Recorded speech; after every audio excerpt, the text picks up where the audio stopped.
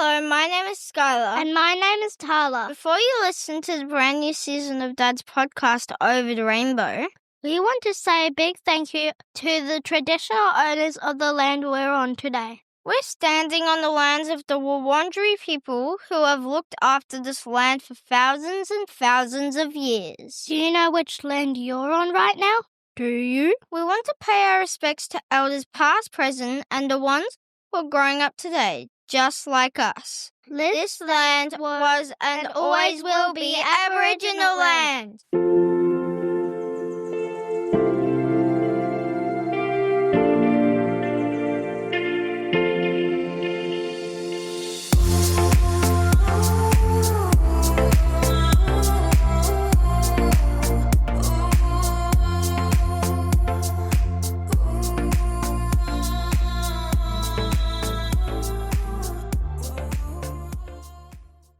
Hello, and welcome to this week's episode of Over the Rainbow, a Queer Dads podcast series. This is Murray, and I am your host. This week, I am chatting with Ashley, who is not only a Rainbow Dad, but also the Executive Officer and one of the founders of Rainbow Families, a charity that supports, connects, and empowers LGBTQ+ parents and their families. As a proud Rainbow Dad, in 2012, when Ashley's eldest daughter was born, he was shocked at the lack of support for LGBTQ+ parents. Not one to sit idle, Ashley came together with other queer parents to create Rainbow Families in 2015. Since that time, Ashley and Rainbow Families have supported thousands of parents across Australia to be their best authentic selves. Our chat covers everything you'd expect it to cover from someone like Ashley. And if you're on the pathway to becoming a dad, or a dad who is thinking, what supports are out there for me and my family, this chat is most definitely for you. Let's take a listen.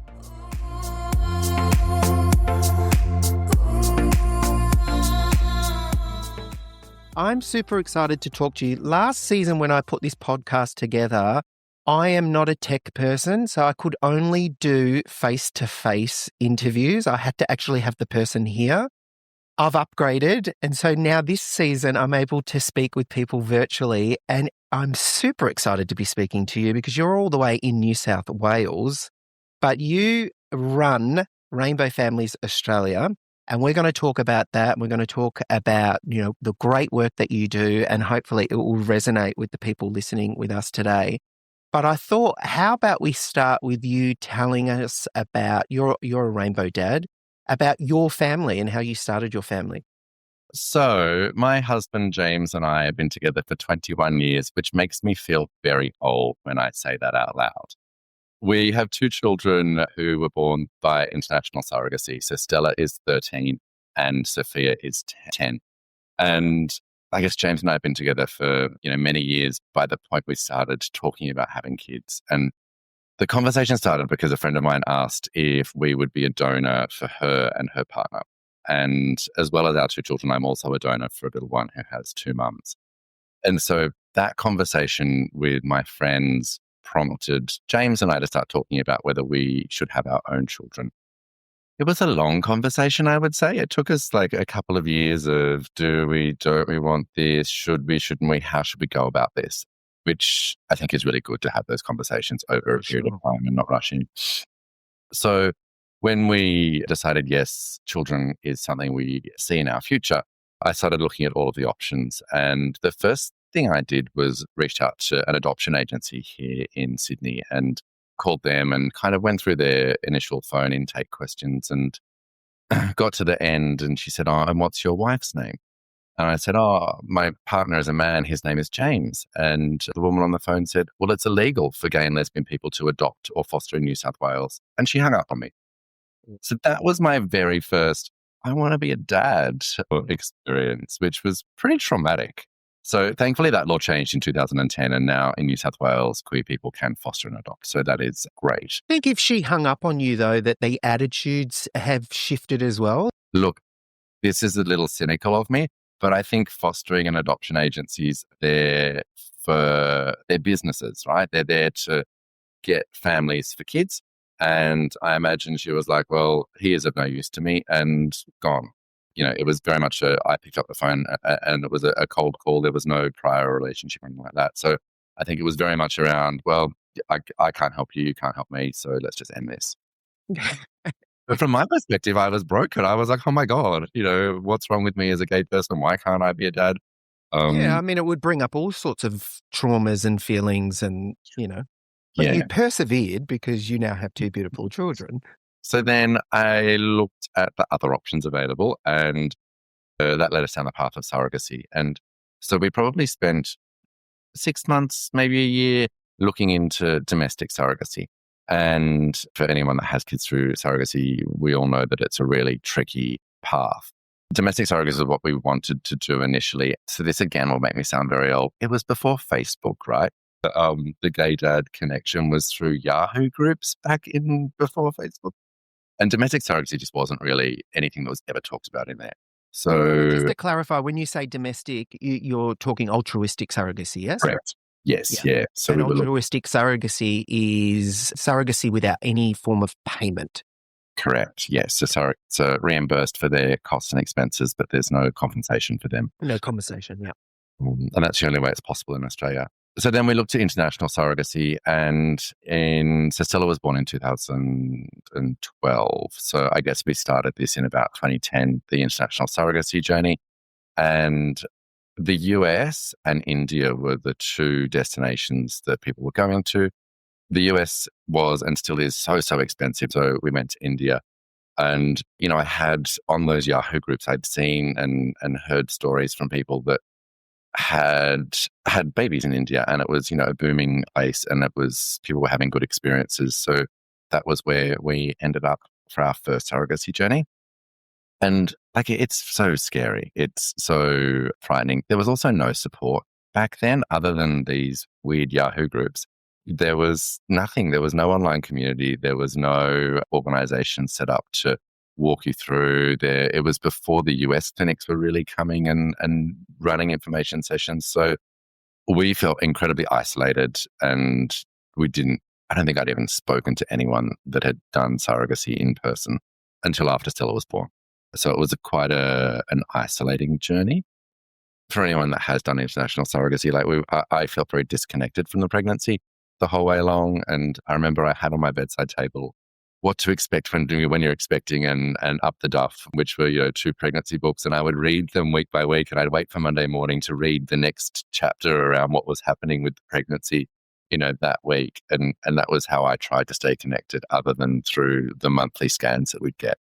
So yeah, Stella was born in 2012, and then we, lived our life as a happy little family. And it must have been 2014, I guess, we thought we should have another baby. It was quite funny. We were about to buy a business, and I remember sitting at the dining room table and saying to James, if we buy this business, we're not going to have another child. Like, the money, but also the time will go into the business, not having another baby. Should we have another baby? And we kind of looked at each other and went, yeah. There's that window, right, when you've got a young baby versus when you have another one, because you don't want the age to be too big of a gap, and plus you're in that zone, that baby zone, so you feel like you can do it. So there's lots of sort of things that come up. Completely. So it was a very quick decision for us. I think after we had that conversation at dinner table, I was emailing people and looking into what the options were straight away then. Facebook was around by that point. Okay, that's progress. But India was no longer a surrogacy destination for Australians. So Thailand was where everyone was going. So we did our second surrogacy journey in Thailand. And I mentioned it was a quick decision and it was a quick journey. I think from the time we had that discussion, we were pregnant, 6 weeks later. It was a very quick process because we'd been through it before. We didn't have to go through, the emotional questions. We understood the process. It was kind of like, let's just go. But that was very, very fortuitous because Sophia, I'm sure lots of your listeners will remember when Thailand did shut down as a surrogacy test. Basically, the government, the police marched into the IVF clinics, the big IVF clinics in Thailand, and literally shut the whole industry down. Sophia her embryo transfer was on the Monday night, and the Wednesday morning was when the whole industry shut down. So Sophia was the last Australian baby born through surrogacy of that chunk. And there's been a few babies born since that have, gone through other methods in Thailand. But of that big time of the Thai industry. Sophia was the last Australian baby born. I can only imagine the anxiety that would come with the attention of, because usually it's like an area gets exposed, because it moves around. What we've seen in history is it's moved around from country to country and it inevitably gets shut down. But the way that it's done is so abrupt. And if you're in that process of having a child and then that happens, I can only imagine the anxiety that comes with that. Yeah, it was huge. I'd say it was less for us because we already had a child and we had been through the process and we trusted the process. At that time, there was lots of people that I connected with that it was their first baby. They hadn't done this before. And we kind of put together a little community of gay dads and we'd catch up for coffee every month or so and compare notes. What are you hearing from your clinic? What are you hearing from your agency? What have you heard from your surrogate? And for us, we were less anxious, I think, because I knew at the end of the day that if the transfer had been successful and if the surrogate was pregnant, that there was wonderful surrogate in Thailand pregnant with our baby. She didn't want the baby. We wanted the baby. And it would all work out in the end. I kind of had faith in the universe. So it was a scary time. We had no contact from the clinic, the agency, the surrogate or anything for 3 months. So we didn't actually know until 3 months in that the transfer had been successful because everyone just went underground. So it was a very, very, very stressful time. But we got a beautiful baby at the end of it. And the interesting thing I found in Thailand was the exit process. I think for the children who were born as it was shut down, it was a very tricky time to get out of Thailand. But by the time we came through 9 months later, all these other babies and families had gone through. And so the process, the Australian embassy had made the process as easy as possible. I remember walking in there and they handed me this giant pile of documents and went, you just go through one by one. And once you've fill one in, you come back and you give it to us and you do the next thing. And it was very much like a tick box exercise to leave. So I felt lucky in that respect that we were at that end of it, not the other end. Do you know what comes out of you telling that story? And I've had other dads say similar stories, different countries, but similar stories in terms of it was either shut down or there was issues or whatever. But out of all of those stories, what really rings true is the sense of community and relying on community. And you were doing this at a time for Stella 13 years ago where you were saying there was basically no community. It was Yahoo groups and we connected versus what it is now. And there's huge community groups. There's community groups in every state and territory. And your group, Rainbow Families, is kind of the pioneer of that group. So I feel like it's a good segue for you to talk about Rainbow Families and the community that you've created with that. Great. So interestingly, the development of Rainbow Families as an organization is intrinsically linked to my journey as a parent. So I'll step back a little bit before Rainbow Families and talk about the Gay Dads group in New South Wales.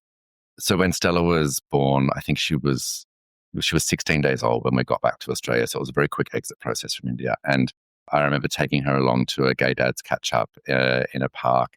And she must have been like less than 3 weeks old. She was tiny. And I went along to this catch up, and of the, 10 guys that were there at the time, I'm still in contact with 7 of them. And that kind of became my community. And, I really loved the fortnightly catch-ups that we'd have and really enjoyed the sense of community and acceptance and belonging and knowledge sharing that group of gay dads gave me as a brand new parent. So as happens with most of the catch-ups that happen around the country now for Rainbow Families, they're volunteer-led. And the guy that was running it when Stella was born, he went back to work. And so I started coordinating the Gay Dads group here in New South Wales and did that for 3 years. And at the same time that the dads were catching up in a park, there was a group of lesbian mums that would catch up in another park, and we would never talk to each other or have anything to do with each other. So they were a little bit more organized than us. They actually had a play group. Oh, I went along to the play group a couple of times. I grabbed one of the other dads. I was like, come, let's go to this play group. So we went to this playgroup and infiltrated the lesbian mums playgroup and Yes. were welcomed, but kind of felt a bit on the outside. Understandably, they were like, this is the first time we've had gay dads here. Yeah. I think it's the same around the country. What I love about Rainbow Families is we have managed to bring the whole community together, and I will talk about that a bit later on. So a couple of us dads and a couple of the mums that were leading the lesbian playgroup came together and went, why don't we try and bring this community together? Let's see if we can do more than what's happening now. So we started Rainbow Families in 2015, and it was around the time that Sophia was born. I remember as a new parent with Stella being so excited about being on parental leave, and I got to the end of the 6 months and went a bit mad and realized the second time round, I actually need other things outside of my family to occupy me, to give me a sense of purpose. I was happy to have that distraction when Sophia was a new baby. So yeah, we started Rainbow Families, and I think there was 12 of us around, a table eating pizza and drinking wine going, what does this look like? How do we do this? And all of us volunteers, obviously, at that time, with a varying skill level and abilities. And we really just had the best of intentions and a lot of enthusiasm and started a beautiful organization that has been now going for 10 years and has had this lovely organic growth over the past 10 years. None of us. I mean, it couldn't be more grassroots if you tried. It's literally a grassroots organization. Yeah. Yeah. None of us at that time had any visions or goals or strategy or anything like that. It was literally, we've got the gay dads group, we've got the lesbian play group. The mums were running a Halloween disco. So Rainbow Families kind of took on the Halloween disco. Someone built a website. There was someone that was really good at, the boring administration stuff. And we became incorporated and got bank accounts and ABN numbers and insurance and all that kind of stuff. And it really was the 12 of us, or how many people it was, that did what we could with our skill set to build or start Rainbow Families, which was lovely. We kind of, I guess maybe 6 months down the track, looked at, we've got this website, we've got these Facebook groups, we've got this online community, and it was very Sydney based. And then we started going, well, what's next for us as an organization? What are the needs in our community? What are the pain points? What are we hearing from people? And one of the first things we did was put together our antenatal class, because we just kept hearing from queer people that they were really struggling with, for gay dads, it's at the time, the lack of information around, less so the birth process, but more that postnatal care. How do you care for that newborn baby? And you can't link in with government services until you've got the baby. And for the lesbian mums at the time, we were hearing of just horrible stories of mums and dads being divided in the room, and the non-birth parent having to go over with the dads, and just really not great conclusion. And so we piloted running our own antenatal class for 12 months, and we did 4, and there was 15 or 20 people in each of them, and we got a wonderful nurse from community to come and run those, and I'd go and I'd kind of talk to the dads about the surrogacy stuff and bottle feeding on the plane and all that kind of business. And so after 12 months, we then approached Sydney Local Health District here in Sydney and said, hey, we've been running this, but we don't want to keep running it because we're not experts in antenatal and postnatal care. You are, and you're the government and you're funded. We've built this community. We've shown this need. Will you partner with us? And they said, yep, we'd love to. And so for the past 8 or 9 years, we've partnered with Sydney Local Health and run our antenatal classes. And so that was the first kind of education piece that we did. And it filled this immense need within the community, and people loved it. They would come along to the antenatal class, pregnant, expecting, and build community, make friends. Then they jump into our play groups and our weekend catch-ups. And that was the start of the community of Rainbow Families as an organisation.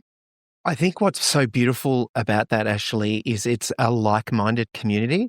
So people are getting on board and getting involved because it's their community and they can share and do all that kind of stuff. But let's bring it down to the dads, because when you say Rainbow Families, that encompasses a lot. I was talking in another episode about the experience of being a rainbow dad in terms of generally we see the primary caregiving role associated with a female, and it's the mum role. And, I'm being very stereotypical, but in terms of how perhaps maybe rainbow dads might feel when they take on that primary caregiving role and how they're viewed.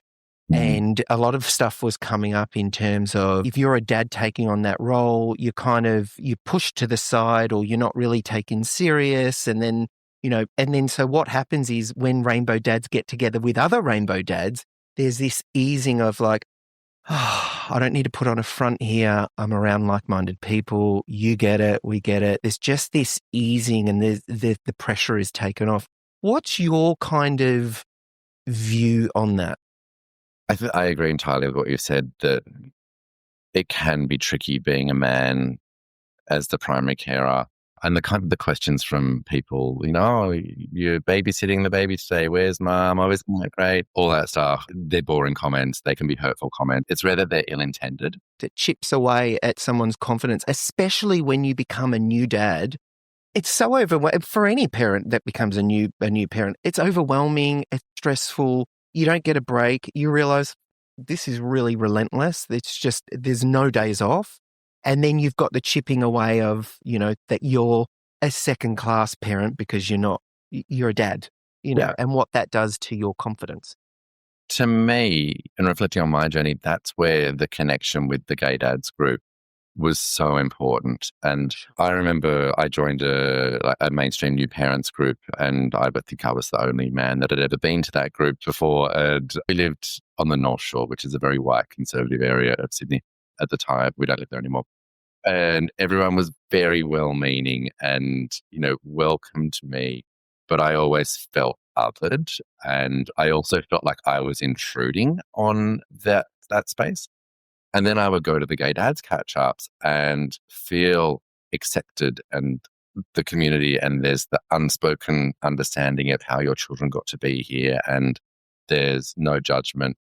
And I found going to both groups incredibly valuable. I always encourage people to go to a traditional new parents group because having a group of people that you can leave the house and catch up with who've got kids at the same milestones as you're all talking about industry solids or walking. That is really, really valuable. But having a group of people that you can talk about what's happening with your surrogate, like are you still chatting with them? Are you still in contact with them? Oh, the woman at the butcher the other day said, where's the mom or who's the real dad? How do you deal with those kind of comments? And so that is so important, I think, for any queer parent to reach out to community, because being a new parent is really isolating at the very best of times. And then when you're not feeling comfortable in the world as a queer dad and not feeling that you're accepted, finding those spaces where you are is sometimes life-saving. It's a really important thing to do. Well, I mean, you mentioned it earlier when I think it was when you were saying when you had Sophia or you were going to have Sophia, you were at that stage, a point in your life where you needed something else besides parenting. You needed something to dilute the parenting and you being the go-getter that you clearly are and sort of, vested your hard work in establishing the group that's created today that everyone benefits from. How about we shift focus and we talk about if anyone is listening to this podcast now thinking, I want to maybe perhaps go on the parenting journey. I don't know where to start. What do we do? Where does Rainbow Families, what role do they play in that terms of gathering and collecting information? So my first piece of advice is don't go to Yahoo groups because they don't exist anymore. So in terms of starting a family, it's overwhelming. There's so many options. And I get emails, I reckon, at least every fortnight. I got one today from a guy up in Queensland going, oh, I'm gay. My husband and I want to have kids. We don't know where to start. Like, can we adopt? Is it illegal to adopt? What's surrogacy? Like, how do we do this? And so we've been running our Making Rainbow Families seminar since 2017. So kind of early on in the Rainbow Families journey, we realized that was a huge pain point for people. And we have been running this seminar. Basically, we bring together experts from around the country that we trust and are inclusive and doing great work in the queer space. So the day kind of starts with a psychologist talking about, are you really ready to become a parent?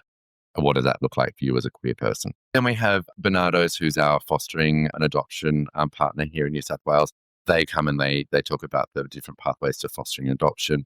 We have Janaea, who's our IVF partner, and they come and talk about surrogacy and IVF and IUI. We have this wonderful midwife that we fly down from Brisbane named Jazz, and she talks about home insemination. We have Surrogacy Australia talking about domestic surrogacy. We have Growing Families talking about international surrogacy. We have a lawyer who specializes in family law, but specifically around surrogacy in queer families. So people come for the day. They get all the information from all the different options out there. They're able to ask questions. They're able to connect in with these organizations to find out more information down the track. But equally as important as that, they're able to be with community. And I always say to the people that come to Making Rainbow Families, like, swap numbers, make friends today. It's awkward. Like, doing that kind of thing is really awkward. But over lunch, chat to half the room, because you're going to find people who are, maybe they're looking for a donor, maybe they're going to the same destination as you for surrogacy, whatever it is. Chat to these people, because these are the people that you're going to be seeing at the antenatal class and at the new parents group and at the play groups and on the camping trips. And this is your community. Make the most of it, basically. Absolutely. And I think just for the mere fact that everyone in this room has got an intention or a desire that they want to start a family. You're not the only one. And perhaps maybe that can feel really isolating if you're, a queer couple and you're navigating a sort of a heteronormative system. And you go out and you're collecting information and you think, oh, well, is this for us? Nobody else is doing it that we know. You come to this seminar, suddenly there are a lot of people just like you. Absolutely. It's a really lovely day. What would you say, everyone whenever I speak to queer dads, I always start with, tell us your own journey to becoming parents. They always say, oh, we checked out things locally, we checked out fostering and we checked out adoption, and it just wasn't for us. And what kind of the messaging that comes back is that the system in Australia is broken, for lack of a better word. Do you want to maybe just touch on the fostering and adoption situation in Australia? Yeah, sure. So as far as I'm aware, around Australia, queer people can foster and adopt. I think New South Wales was the last state to ban that, and that's changed a long time ago now. So, for people that are interested in that, my advice is pick up the phone and call a local fostering agency and have a chat with them. The religious organizations and some of the fostering agencies are run by religious organizations. They're still allowed to discriminate against our families. And so they will not entertain the option of fostering to you as a gay man. So do a little bit of research first, but find a local agency. Jump on to the Facebook groups wherever you're local and ask, has anyone had good experiences with agencies?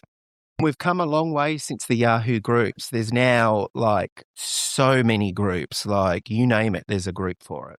Yeah, we don't list all the online groups because there are so many. We list all of the in-person catch-ups, but not all the online groups because there would be hundreds around the country. Hundreds, yeah, absolutely, which is great. I think going back to your question around fostering and the system and it being broken, I agree. I think it's a tricky situation, and something I love about Bernardo's when they do this talk at Making Rainbow Families is they're very upfront about the fact that the majority of kids in the foster care system have trauma and have not had a good start to life.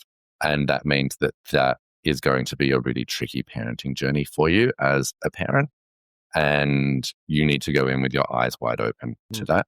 We also have a couple of parent panels throughout the day as well. And so people are able to hear from queer people raising kids through the fostering system of what that's like. And it's always a very open, honest conversation. And you can love a child as much as you can, but that is not going to mean that kid is going to get over their trauma. and not going to have the behaviours that are associated with that. So then if someone did do their research and they decided that, fostering and adoption is not the pathway for them, they then move into, most likely, tossing up between altruistic surrogacy and commercial surrogacy. Do you want to perhaps maybe touch on that? Altruistic surrogacy is obviously happening here in Australia and also in Canada, but it's the only option in Australia at the moment. The number of babies born through altruistic surrogacy is tiny. So I think there was about 65 babies born last year through altruistic surrogacy here in Australia. There was nearly 400 Australian babies born through international surrogacy last year. So it's kind of 4 times the number. I could be wrong about this, but I think most gay guys look to domestic surrogacy first because it's easier. The outcomes, I think, are better for kids as well because there's a better chance of them having a connection to their surrogate as well. So I think most people look to altruistic first or domestic first and then go, there's no surrogates here in Australia. Yeah. Time is running out. What's our next option? The same as what we did, and go overseas. So we do a lot of advocacy work at Rainbow Families, and surrogacy advocacy is something that I have been working on for 10 years. And we've had a couple of small wins over the years, but not enough for my liking. My ideal situation for surrogacy in Australia is that we have a compensated surrogacy program that is regulated at a federal level so that the states don't have different laws, because currently the laws are run by the states. And so what happens in New South Wales is different to Victoria, is different to Western Australia. And, a lot of the times your surrogate might be in Adelaide and you're in Brisbane, and you're having to go, oh, well, we can't do the transfer in Adelaide because, she's got to be up here where the intended parents live. And it's messy, it's unregulated, and it's hard to navigate. So we have been advocating for years and will continue to advocate for a compensated surrogacy program here, because the silly thing about surrogacy, silly is the wrong word, but the interesting thing is that everyone in the surrogacy journey is paid. The lawyers, the counsellors, the IVF clinics, the donors, everyone except the one person who's doing the most work. So we believe that if a compensated surrogacy program was put in place here in Australia, that would increase the number of people considering being surrogates. And so we'd go from 60 to maybe 200 or 300 births a year here in Australia. And we believe that's better outcomes for babies, for children, but also for parents as well. It's not covered by Medicare at the moment. That's something we're also advocating for. But down the track, hopefully that changes and Medicare covers the cost of surrogacy, so it's cheaper as well. What would you say is the hesitation? Why do you think we only have altruistic surrogacy? If you sort of tease out that conversation, somewhere along the way it gets really murky in terms of people accepting payment or allowing payment to have a child, that it enters this really dark grey area. And no way should we create a situation where people are buying, inverted commas, buying babies, and that for that reason we should stay away from anything that's paid. And if you look at the India and other sort of countries, there's been some suggestion there's usually a man behind it forcing the woman to do it for money. Exploitation of women and the potential exploitation of women is the argument that is often put up against commercial surrogacy or compensated surrogacy. And essentially what's happening in Australia at the moment is Australia is saying, well, we don't exploit women because, there's no compensation. Women can't be coerced into being surrogates for money. So Australia is just exporting that exploitation of women to international destinations and going, well, we don't do that here, so we're all fine. The potential exploitation of women is a risk of surrogacy. And I think it's something that a lot of people don't think about when they're starting their journey because they're focused on the baby and the outcome. And it's not until down the track that you kind of reflect on, was that an ethical choice for us to create our family?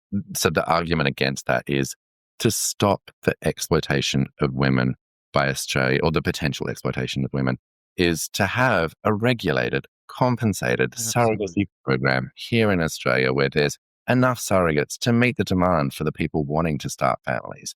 And it's overseen by the health department, and there's nothing untoward about it. I think if you flip the argument on its head and with how it is at the moment that the woman isn't compensated, she isn't paid, that's a form of exploitation in itself anyway. Completely. I have been personally advocating for years about this. The other big tricky point for New South Wales residents is the lack of parentage recognition. So for kids born overseas, depending where you live in Australia, you can apply for a parentage order that would then recognise you as the legal parent of the children that are born. Because currently for families like mine, or for any family through surrogacy, the person who gives birth and their partner at the time of conception are considered the legal parents of the child. And to transfer that parentage, you have to go to court.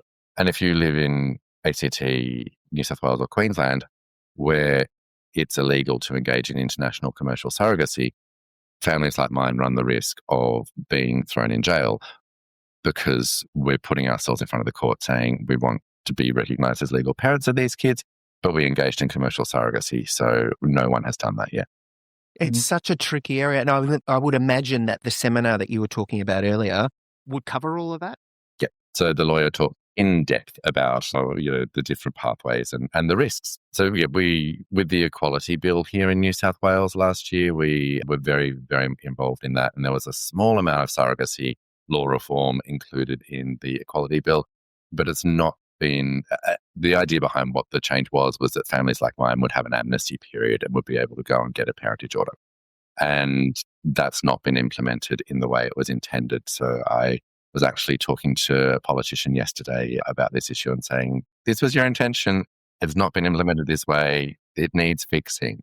It's fair to say, though, that it's getting the attention across the country that it deserves, rightly so, because it's something that we're all talking about now, and all the media sort of outlets are now starting to publish stories about. And I think the ALRC review that's happening at the moment is the first time in my memory that I've actually felt hopeful that there might be some positive change around surrogacy laws. And it seems that the government is willing to at least have the conversation for the first time around what good or better might look like for surrogacy laws around the country. So we've put a submission into that. I'm on the working party group for the commission on that. So I'm hopeful for the first time that we might see some progress in the next 3 to 5 years, maybe, if we're lucky. Fingers crossed.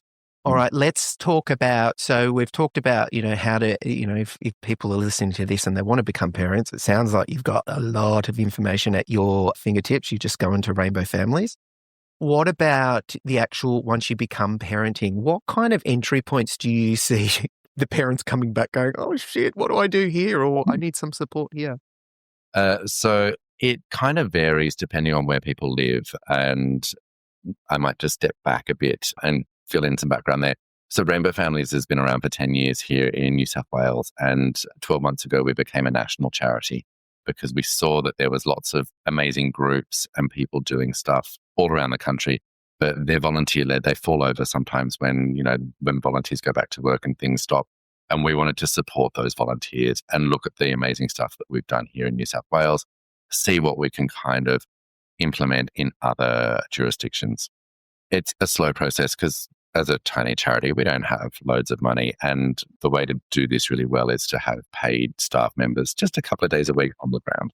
So we've started up in Queensland. We've got 2-day-a-week worker and also in the ACT. And we're really actively going after funding in the other jurisdictions to be able to do all the things that we want to do to support queer parents all around the country. So to answer your question, the support varies depending on where you live. In every state and territory except the Northern Territory. If there's anyone from Northern Territory listening, I'd love to chat about what we can do up there. But everywhere else in the capital cities, there are Rainbow Families playgroups run by volunteers. Most of them are weekly. Some of them are on the weekend. Some of them are, midweek. My suggestion to anyone with a new baby is find your local Rainbow Families playgroup. And, being this is a dad's podcast, sometimes you might be the only dad there. There might be one other dad there. I find at the playgroup here in Sydney, even from when my kids were little, there were usually 2 or 3 dads that would come along every year to that. But, down in Melbourne, there's the Rainbow Dads Victoria group, which is huge and amazing. In South Australia, there's a Facebook group for Gay Dads South Australia. In Western Australia, there's Gay Dads in Western Australia that's kind of coming together with the Rainbow Families group over there. So that in-person connection, I think, is so vital for people when they do have that new baby. To add in is you list all of those. You can subscribe to your newsletter, and in that newsletter, it lists all the locations, how frequently they run. So it's all there for you. Thanks for that promotion there, Murray. That's great. Yeah, so I jump on our website. Everything is listed. The in-person groups around the country are all listed there. And, if anyone ever has any questions and can't find something in their local area, just shoot me an email. I can, connect you with what I know is around. So in addition to that in-person support with new babies, we also have a load of resources on our website for different points in the parenting journey. And, the first one is the early years support guide. And it was written, it's actually old now, but I think it's still quite relevant particularly to the dads and lesbian mums. There's not a lot of trans and gender diverse representation in there, unfortunately, but in next iterations, we'll update that. But the early years support guide is for kind of birth until kids start preschool or, daycare, and just talks about all of the different kind of pain points and issues that families might come across. And with all of our resources on our website, we don't have all of the answers because our community is so diverse. And so we can't say, this is what you should do. The answer to your problem with, the lack of inclusion of Mother's Day or daycare is this is what you should do because your family is so individual. So all of our resources are collections of case studies, and you'll have a variety of 10 different families talking about what they did to make Mother's Day at their daycare work or to, respond to the question of who's the real dad. And you just pick and choose, that might work for me. I love that. Let's finish up the chat by you telling me what's the future for Rainbow Families? What do you think is going to be the next, if you had a crystal ball, where do you think things are going? So as an organisation, my goal is that we have paid staff members in each of the states and territories that supporting the volunteers that are running the playgroups and the weekend catch-ups, that are looking at the pain points for communities in their local area, looking at the programs and resources that we've developed here in New South Wales and going, yes, we should start a youth group for teenagers, in the ACT. We definitely need a resilience camp for families over in South Australia, and being able to run all of the great things that we do here in every state and territory around the country, but in a local community-led way, because what works here for us isn't necessarily going to work for, someone in regional Western Australia. That's not my crystal ball, that's my goal, because that takes money to do all of that. And, funding a charity is a lot of work and, relentless. I think for the next 3 to 5 years, we're working towards that. And it's really relying on the volunteers who are on the ground doing the great work currently, connecting families in and seeing what we can do on small budgets to grow the supports around the country. Well, speaking of their great work, speaking of your great work, it really is remarkable what you've done. You've kind of taken something, your own passion, your own kind of desire to work out your own family and sort of navigate that. And now, really, Stella's 13, Sophia's 10. You've done your family and you've done your family well. You're now paying it forward and doing it for other families, which I think is truly remarkable. You should give yourself a huge pat on the back for the work that you're doing.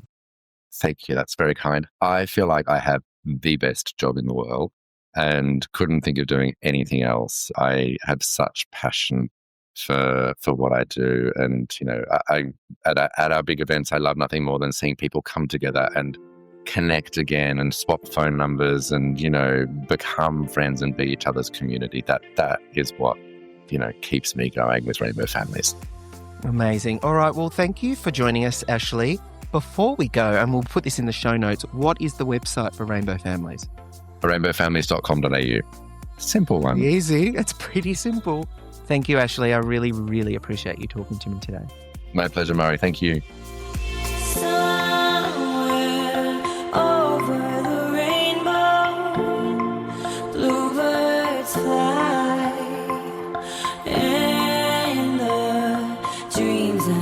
dream of, dreams really do come true.